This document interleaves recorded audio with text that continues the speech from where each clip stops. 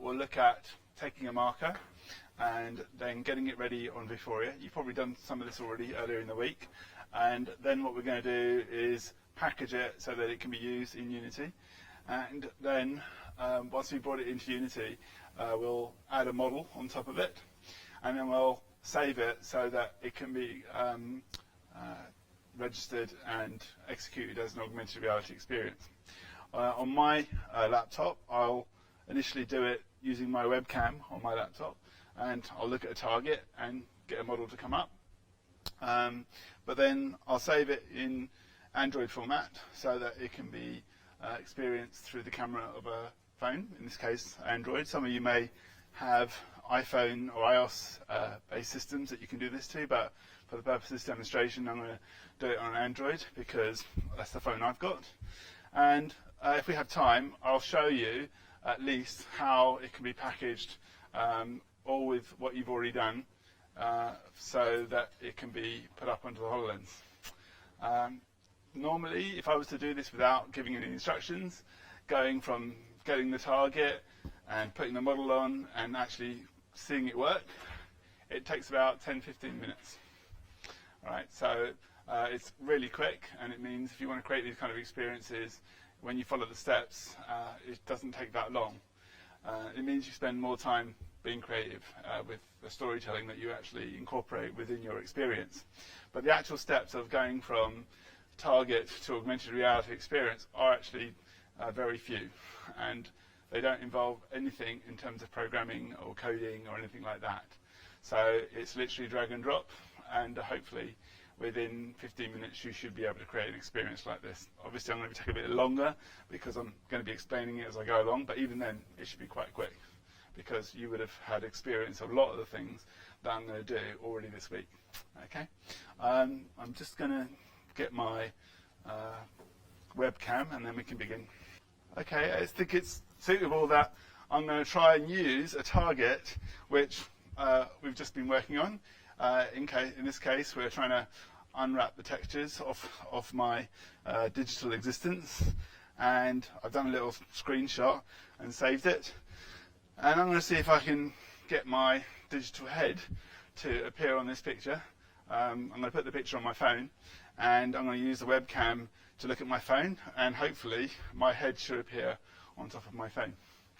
But each of you should be able to do the same thing. You should be able to use the webcam on your laptop to look at your phone and look at the target image, and hopefully the model that you picked will show up on top of the actual image.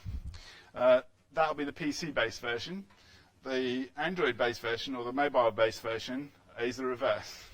You create the app and then you run it, and the camera gets activated. And you can get the phone to point at an image, for example, on your laptop screen, and through the camera on your phone you should be able to see through the screen an augmented reality experience coming off the laptop display, for example. Of course you can print the target out on a piece of paper and do it that way too. That's an alternative. Like I said, if we have time, I'll show you how the same thing can be done with the HoloLens, something we've been doing recently, using augmented reality targets with the HoloLens and having 3D models come out of them.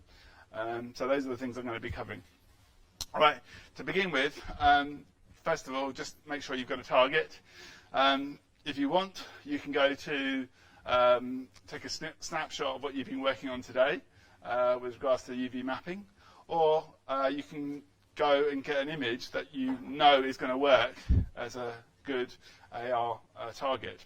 If you remember what we did earlier in the week, I pointed out to you that if you just look for an AR target generator on Google, you'll come up with one which makes images out of lines and triangles. So I'll just bring that up and you'll be able to see the kind of thing you can use to generate an initial augmentable target.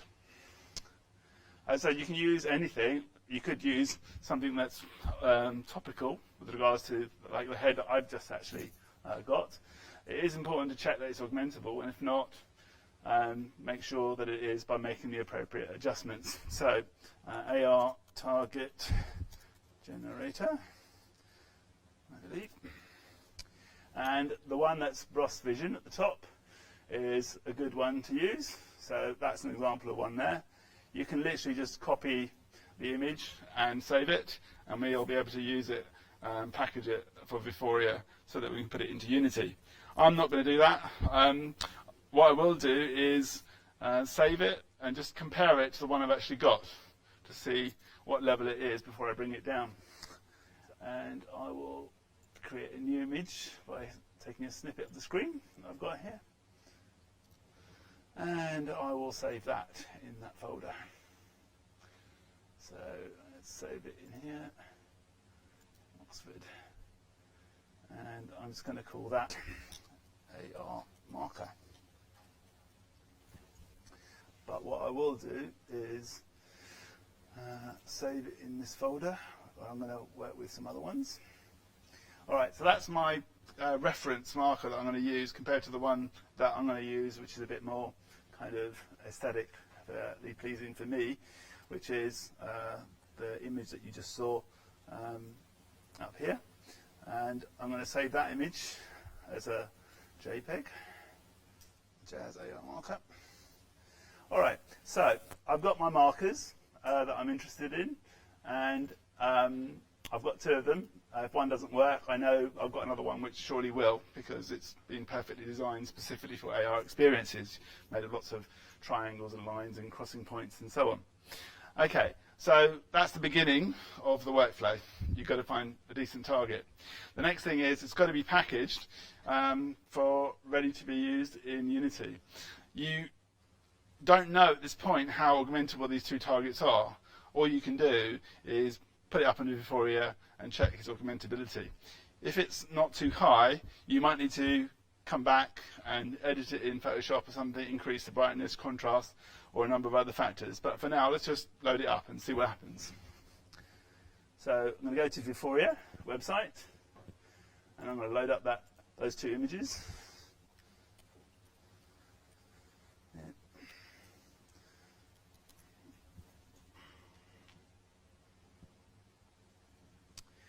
Go down to the developer page, developer portal, and log in if you have to.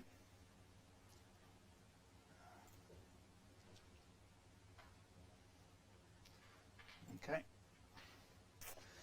What I'm going to do is I'm going to create a completely new database that I'm specifically going to use just for this particular exercise. So I'm going to add a new database, and I'm going to just call it Oxford.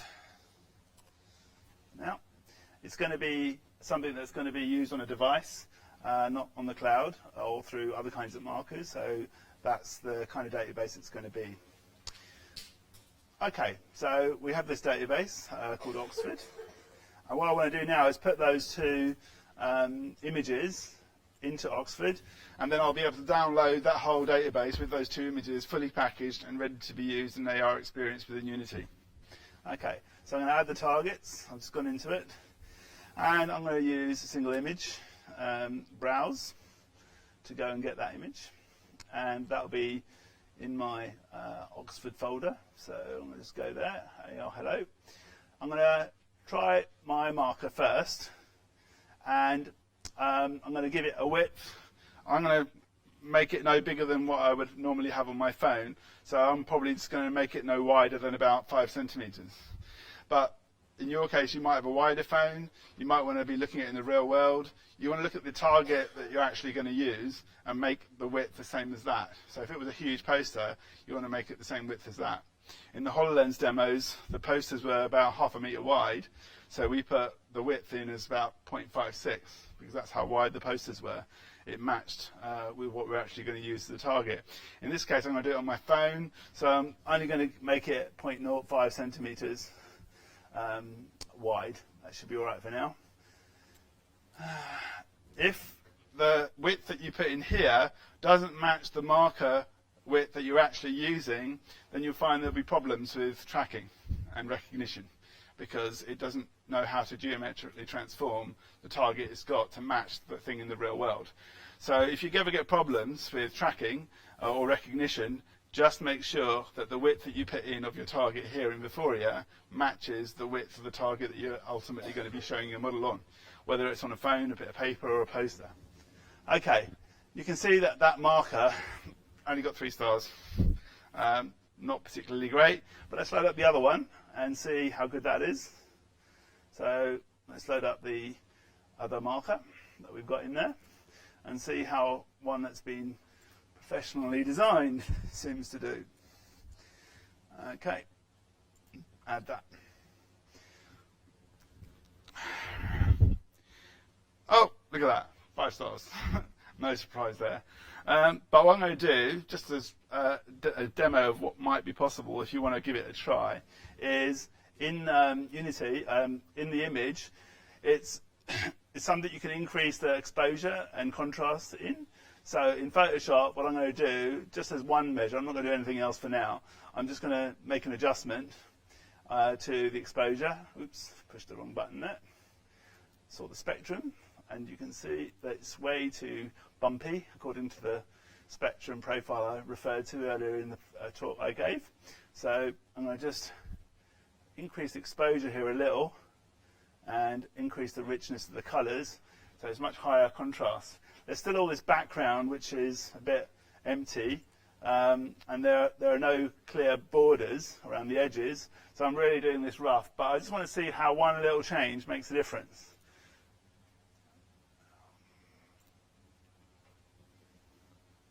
Of course, when you combine this with all the other possible changes there are, it's possible really to make any image augmentable. So I'm just going to export that back where we were. Just give it a number 2 marker and save that. And then we'll load it up. If this isn't much of an improvement, then I'll just stick with the other AR marker for now and use that. But I just want to see how good this would actually be. All right, so let's go back up to Vuforia and load that one up and see how it does now that it's been increased in contrast a little bit and exposure on the gamma side of things. So we've got number 2, and again 0.05 is the kind of width I'm expecting it to be. 0.05 meters, okay? The measurements are the same as the units used in Unity, so 0.05 meters is about 5 centimeters, okay? And it's processing. I can refresh the page. Usually just takes a second for it to get done. See if the end. Oh, look at that. I've got 5 stars. So I made one little change, okay, on the adjustment of the exposure and gamma and things like that, and it's miraculously jumped up in terms of its augmentability. All right, it doesn't mean necessarily that it's going to be good, but it's certainly better than what it was. So I'm going to risk actually using that as a target, and what I'm going to do is download this whole database as a Unity package, and then I'm going to bring it into Unity. I'm going to set up the scene with that target, put a model on top, and then try it out. It doesn't need to be processed or compiled or anything. You should be able to just run it straight from Unity and test it out without it having to be built or compiled into any kind of application. All right, so I'm going to download this database, all of it, and I'm going to download it and package for Unity. So what Vuforia does is takes all those images and it puts it together with other files for recognition purposes, and then packages it all into a single Unity package that you can import as a custom package. Okay, so I'm just going to put it in that folder. It's called Oxford Unity Package because that's named after the database name that I gave it. All right, so that's in that database. That's in that folder now. So the next thing to do is to start up Unity and make sure that Unity is set up for Vuforia and Augmented Reality, and then bring in that package, and I should be able to place a target and immediately put a model on top. And right after that, I should be able to see the Augmented Reality experience. It really is that short a workflow. Okay, so I'm going to go into Unity. Just want you to see how little is required to create an Augmented Reality experience. Okay, so what I'm going to do is just make sure that this application is ready for a AR experience by going to File, up here. Eventually it'll wake up. Okay, and under Build Settings, I'm going to leave it as PC and Mac for now. I want to just make sure though that it's something that's ready for Vuforia. So under player settings here, you've got these options here on the right, right at the end of the player settings, mixed reality settings, and the only thing you need to make sure it's ticked is Vuforia Augmented Reality supported. Now, if the features aren't installed, then typically what I'll say is I'm going to go off and import those aspects. They're all part of the Unity installation, so you shouldn't need to do anything other than just tick that box. Now, at the moment, I've not used any augmented reality features, so it hasn't asked me for anything yet. All right, but what I'm going to do is I'm going to get rid of the camera that's here, and instead I'm going to use an augmented reality camera, which is designed to specifically recognize things through the camera and put some content on top. So under the game object, we have Vuforia, and I'm going to select AR camera. And it says, do you want to import some stuff? So I say, yeah, go off and get me all the Vuforia assets, AR assets that I'm going to need to create an augmented reality experience. So remember, all I'm going to add here is just the camera, which detects the target, and the target that it should be looking for. With the 2D images, you can currently recognize up to 2 separate targets in the same scene. So you can have 2 different models come up, and they can even interact with each other. So you could have 2 knights in shining armor having a sword fight, if you want, on 2 different playing cards or 2 different targets. So there's all sorts of things that you can do, just even with 2 targets.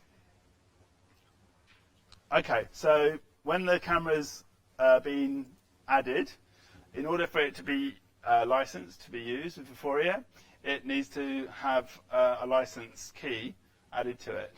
Now, under here on the right, if you click on AR camera, you'll see this option for opening Vuforia configuration. So if you click on that, at the top there's a space for adding a license. Okay. Now on your Vuforia website, you'll have a target manager there, and you also have a database, a license manager database. You can create these as many as you want. I've already got one called Oxford, so what I'm going to do is, just for the purpose of today, I'm going to copy that. You can create these for free, they don't cost you anything. So just go into the license manager and create a new key, and then you should be able to just use it within your Unity application. So I'm just going to copy that, and I'm just going to drop it in here, and that will make it ready for use as far as creating AR experiences are concerned. Now, we want to have that database which has got those target images in. We're not really interested in any other databases, we just want that one. So on this screen, you'll also see that there is option to load other databases. We're not interested in any of those, so I'm just going to untick all those. Okay, and I'm going to just save the scene so we know what we've done so far. All right, now what I need to do is I need to go and bring in that database that we saved. All right, so that means I've got to go to, I think it's under Assets, Import Package, Custom Package. And if I go to my folder, I've got the package with all the target information and images that have got to be recognized in there. So I click on that, and you'll see in there it's got those images. They might need to be scaled for the purpose of use in this, as well as some other tracking and recognition information, all in that one package. And I click Import, and it goes off and does its thing. All right, in the first test I'm going to do here, I'm just going to do it on the laptop. I'm not going to do it anywhere else.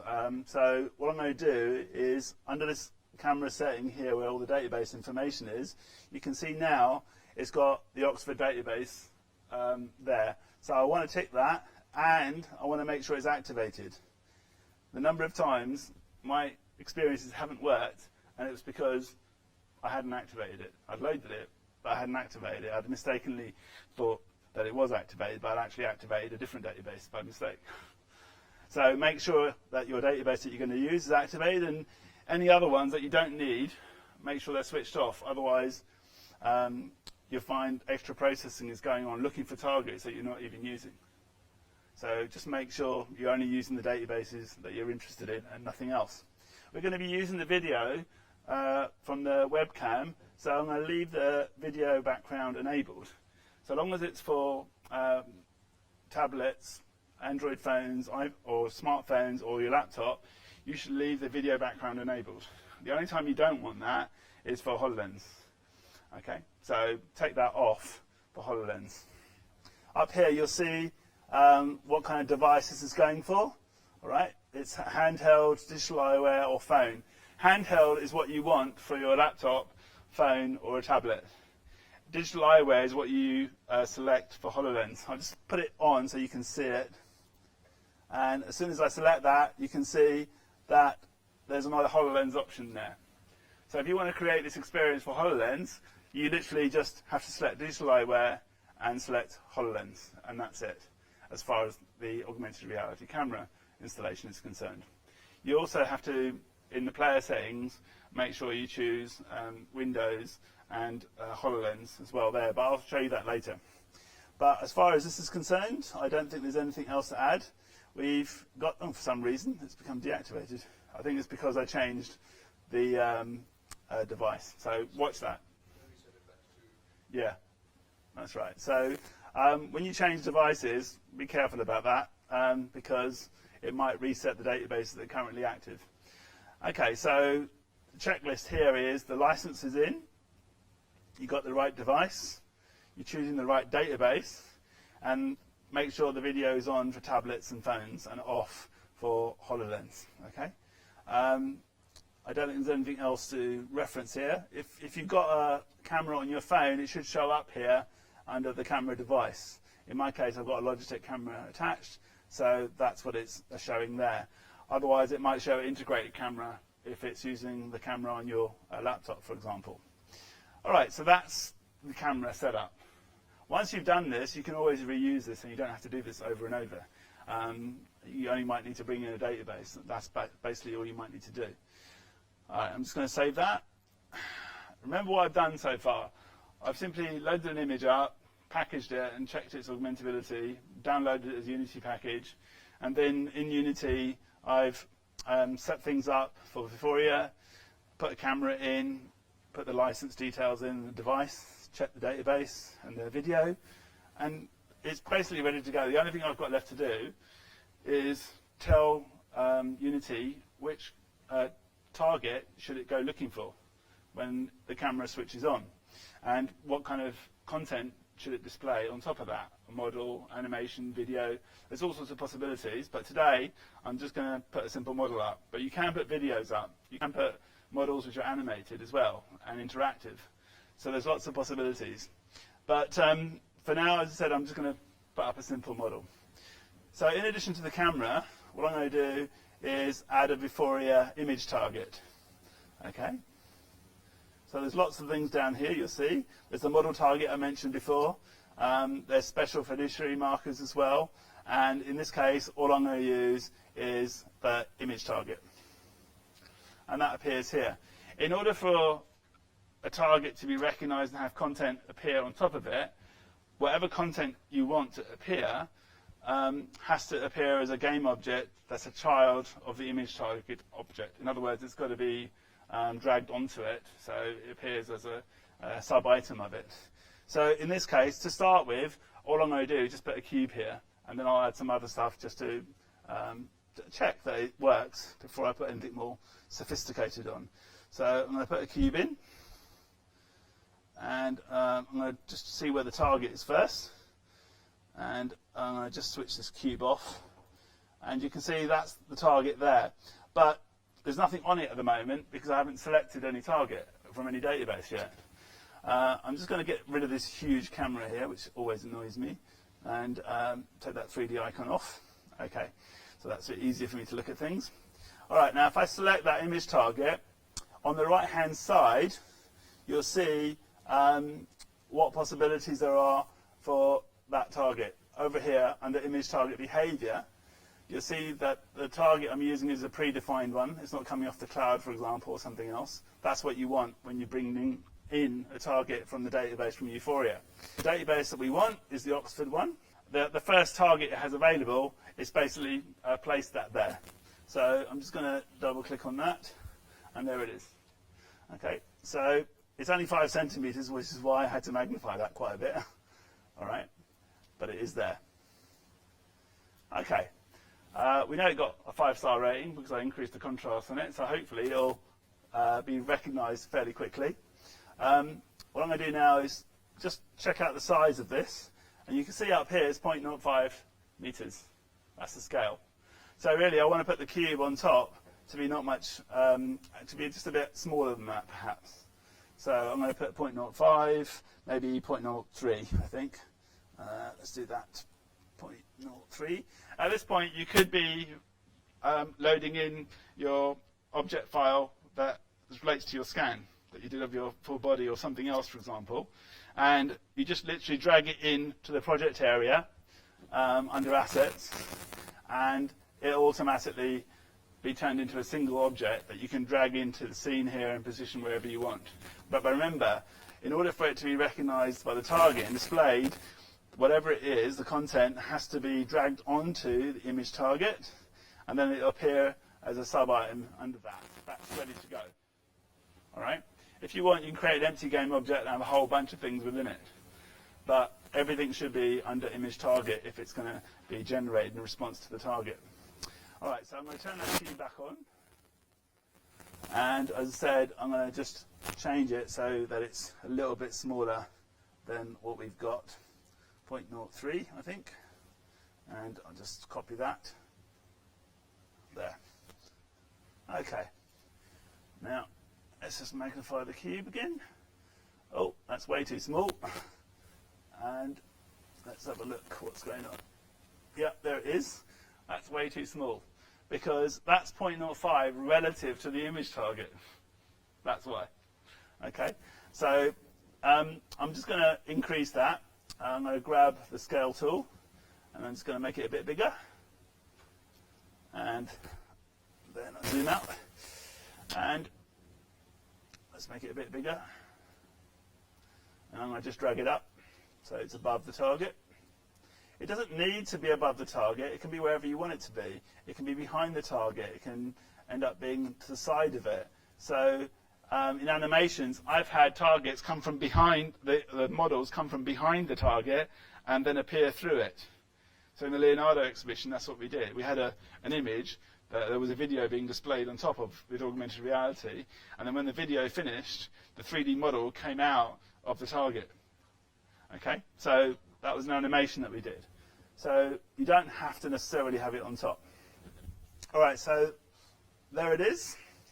What I will do is I'll create a material just to color that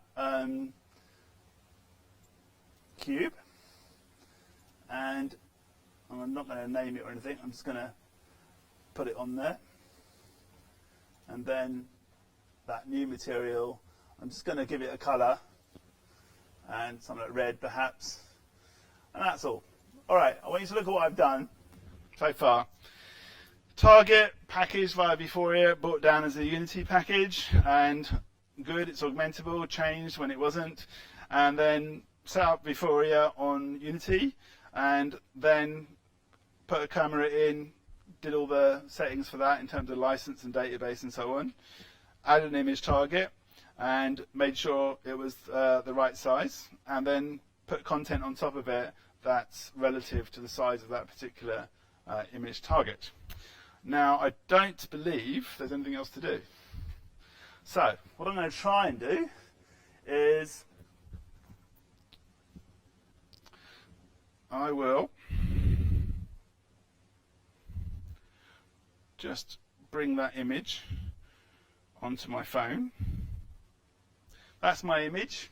So I'm going to try and use the camera there to look at that as a target and see if it'll bring up the actual cube. If I go into the settings here for the camera. Now, if I change that to handheld, we should probably get a better experience. Okay, here we go. Look at that. Perfect. And really good tracking as well. Okay? Okay, so that's something that you should all be able to use with any kind of content that you want. But it gives you the bare bones of the whole workflow from target to experience. Thank you.